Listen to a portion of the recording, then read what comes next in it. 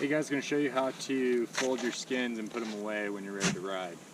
So what I like to do is take the tail clip off, pull a little bit of skin down, stick my tail in the snow so the board doesn't run away. Then we're going to match the tail to the nose, grab halfway, pull that to the nose.